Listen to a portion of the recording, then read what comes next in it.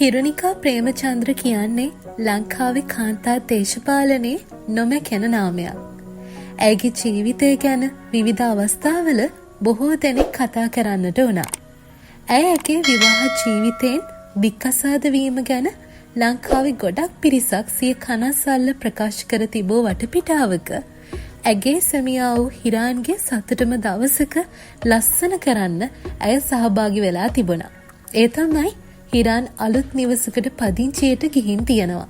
ඉතින් ඒ සතුට සමරන්න හිරුනිකාත් ඔවුන් දෙපළගේ දරුවනුත් ගොඩක් ආදරයෙන් ඒ උත්සවයට සහභාගී වෙලා තිබුණා.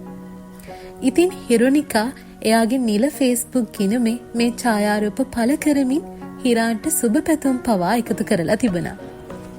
විවාහයෙන් දික්කසාද වුණත් මෙවැනි අයුරින් සහයෝගයෙන් ජීවත් වීම කෙතරම් ආදර්ශමත්ද? ඔබත් මේ පවුලට ගොඩක් ආදරය කරන කෙනෙක් නම් ලයික් එකක් දාන්න යන්න වගේම අදහස් පහතින් කමෙන්ට් කරන් යන්න එහෙනම් අමතක කරන්න එපා.